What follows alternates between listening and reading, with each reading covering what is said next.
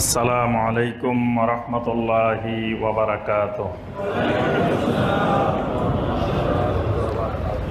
পাশাপাশি আল্লাহ রাব্বুল আলামিন কয়েকজন বিশিষ্ট নবীর দাওয়াতি কাজের বর্ণনা, তাদের দাওয়াতি ময়দানে মানুষের সাথে তাদের দাওয়াত কী ছিল, মানুষের থেকে তাদের প্রতিউত্তর কী ছিল, আম্বিয়া আলাইহিমুসসালামের সাথে তাদের ব্যবহার কেমন হয়েছিল, এই বিষয়গুলো আল্লাহ রাব্বুল আলামিন এই সূরা নামালের মধ্যে বিস্তারিত তুলে ধরেছেন।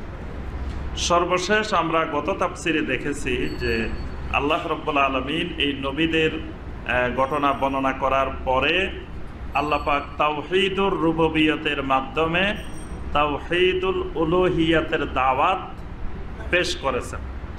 যে প্রথমে আল্লাহ পাক প্রশ্নটা করেছেন তাওহীদুর রুবুবিয়তের, এরপরে যখন বান্দা স্বীকার করবে আল্লাহর এই রুবুবিয়তকে, আল্লাহর এই ক্ষমতাকে, তখনই আল্লাহ রাব্বুল আলামিন সাথে সাথে দাওয়াত দিয়েছেন তাওহীদুল ইবাদাত। তাওহীদ কয় প্রকার বলেন তো দেখি?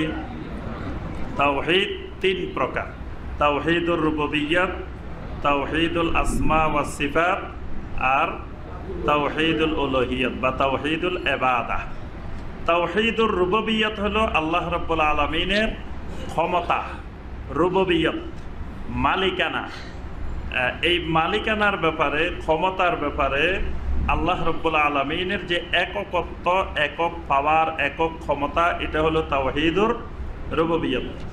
আল্লাহ সুবহানাহু ওয়া তাআলার অনেকগুলো সুন্দর সুন্দর নাম এবং সিফাত রয়েছে। এই নাম এবং সিফাতগুলোর দ্বারা, এক একটা সিফাত দ্বারা আল্লাহ রাব্বুল আলামিনের অনেকগুলো ক্ষমতাকে নির্দেশনা করে। এই ক্ষমতাগুলোর ব্যাপারেও আল্লাহ রাব্বুল আলামিন একক। এই জন্য আল্লাহর নাম এবং গুণাবলীর ক্ষেত্রেও আল্লাহ রাব্বুল আলামিনের তাওহীদ। আর সর্বশেষ তাওহীদ যেটা, সেটা হলো তাওহীদুল ইবাদাহ, ইবাদতের তাওহীদ। যেহেতু সমস্ত ক্ষমতার মালিক, সমস্ত শক্তির মালিক, সমস্ত সৃষ্টির মালিক, সমস্ত কিছু পরিচালনার মালিক একমাত্র আল্লাহ রাব্বুল আলামিন, তাহলে সমস্ত ইবাদতেরও একমাত্র মালিক আল্লাহ রাব্বুল আলামিন।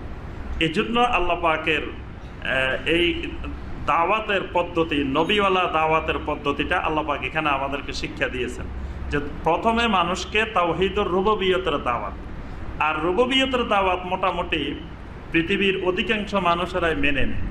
কাফের মুশরিকেরা পর্যন্ত এই রুবুবিয়তের দাওয়াত মেনে নিত, কিন্তু তাদের আপত্তিটা ছিল যেই জায়গায়, সেটা হলো তাওহীদুল ইবাদতের ক্ষেত্রে।